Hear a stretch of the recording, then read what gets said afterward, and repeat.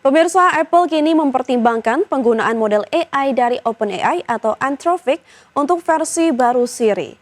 Diskusi mencakup kemungkinan mengadopsi LLM eksternal yang diuji di infrastruktur cloud Apple yang menandai pergeseran dari strategi pengembangan model internal. Apple kini mempertimbangkan penggunaan model AI dari OpenAI atau Anthropic untuk versi baru Siri. Apple menunda peluncuran Siri AI lanjutan hingga 2026, memilih menuntaskan standar kualitas tinggi sebelum go live. CEO Tim Cook mengganti posisi kepala AI, mempercayakan pengembangan manfaat praktis seperti terjemahan panggilan langsung. Dalam medan kompetisi AI yang ketat, hanya beberapa raksasa teknologi yang kuasai model pasar foundation models. Apple belum memiliki model sekelas Google Gemini atau OpenAI. Langkah ini bisa membantu Apple mengimbangi rival-rival besar di ranah AI generatif. Apple telah melakukan pengujian internal kedua model ChatGPT dan Claude dengan memanfaatkan cloud private mereka. Evaluasi awal menyebut Claude unggul dalam hal respons alami dan konteks, namun seluruh proses masih dalam fase awal dan belum ada keputusan final. Apple tidak akan sepenuhnya mengandalkan model eksternal. Rencana strateginya adalah sistem hybrid model AI lokal untuk hal privacy, serta cloud model dari OpenAI atau Anthropic untuk tugas kompleks, sama seperti model GPT 4.0 sebelumnya. Sementara itu, kolaborasi ini menimbulkan kekhawatiran privacy terkait data pengguna. Apple menekankan kontrol kuat seperti private cloud compute dan penyembunyian IP, tetapi pengawasan publik dan regulator kemungkinan akan meningkat. Keputusan akhir diharapkan diumumkan setelah evaluasi lebih lanjut pada 2025 sebelum peluncuran Siri AI generasi berikutnya pada 2026. Apple masih bisa memilih terus mengembangkan teknologi internal tanpa bermitra. Langkah Apple memperluas kolaborasi dengan OpenAI atau Anthropic mencerminkan dorongan untuk mengejar keunggulan generatif. Strategi hybrid ini bisa menjanjikan asisten suara Siri yang lebih cerdas, relevan, dan aman di era AI selama faktor kualitas dan privasi tetap dijaga. Berbagai sumber IDX Channel.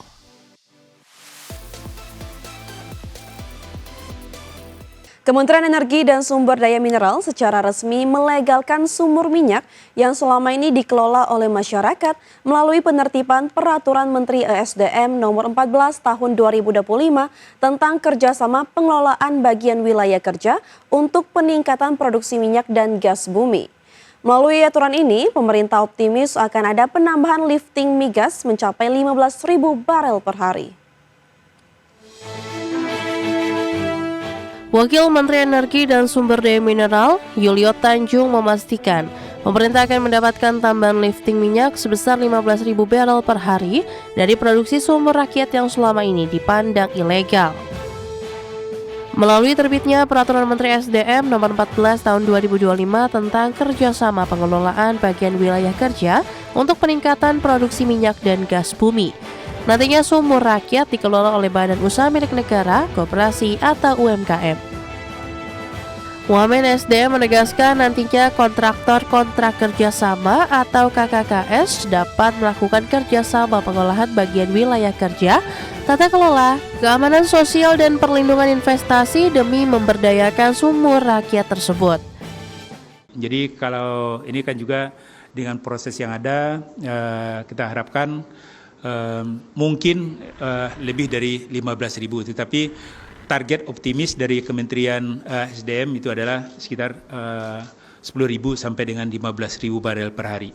Justru dengan adanya Permen 14 ini, ya kita melakukan penataan yang tadinya ilegal, itu justru dengan kita berikan legalitas kegiatan usahanya dalam bentuk koperasi atau badan usaha UMKM atau BUMD, itu justru ini akan lebih terkoordinir. Di sisi lain, Kementerian SDM saat ini masih melakukan inventarisasi sumur rakyat bersama tim gabungan yang terdiri atas pemerintah provinsi, kabupaten, kota, SKK Migas, serta aparat penegak hukum. Inventarisasi tersebut meliputi proses perizinan, memetakan perusahaan minyak dan gas bumi. Apakah sumur rakyat tersebut layak direkomendasikan untuk dilegalkan atau tidak? Meski demikian, Kementerian SDM memastikan nantinya tidak diperbolehkan ada tambahan sumur minyak masyarakat baru. Dari Jakarta, Devin Mansyah, IDX Channel.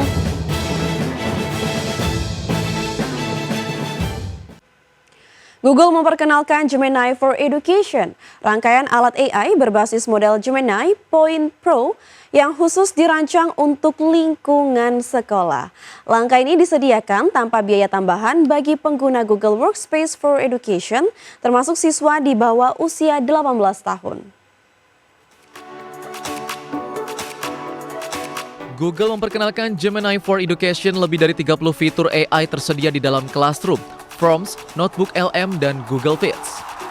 Guru dapat membuat materi ajar, soal kuis, audio lessons, dan video secara otomatis, sementara siswa mendapat manfaat dari visual interaktif dan kuis personalisasi lewat Gemini Canvas.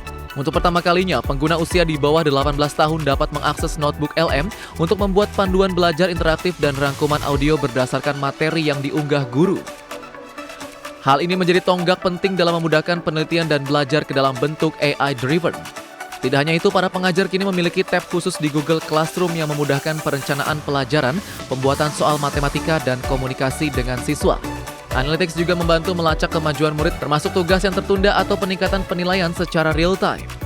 Guru dan administrator bisa membuat gems, yaitu agen Gemini Custom berdasarkan kurikulum sekolah, dan membagikannya ke siswa lain atau rekan pendidik. Fitur ini mendukung pembelajaran yang lebih terfokus dan kolaboratif dalam jaringan pendidikan.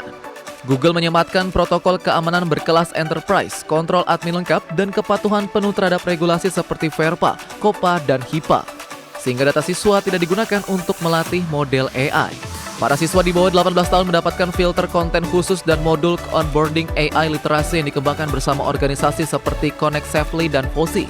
Fitur double check berbasis Google Search juga dihadirkan untuk mencegah kesalahan informasi. Peluncuran Gemini for Education dan perluasan program seperti Gemini Academy menunjukkan komitmen Google untuk menghadirkan ekosistem pembelajaran yang cerdas, aman, dan inklusif. Berbagai sumber IDX Channel. Pemirsa, sudah 30 menit kami menemani Anda dalam IDX First Session Closing. Perbarui terus informasi Anda hanya di IDX Channel, your trustworthy and comprehensive investment reference. Jangan lupa saksikan program Second Session Closing yang akan tayang pada pukul 15.30 waktu Indonesia bagian Barat. Karena urusan masa depan harus terdepan, aku investor saham. Saya Vina Munawar, terima kasih dan sampai jumpa.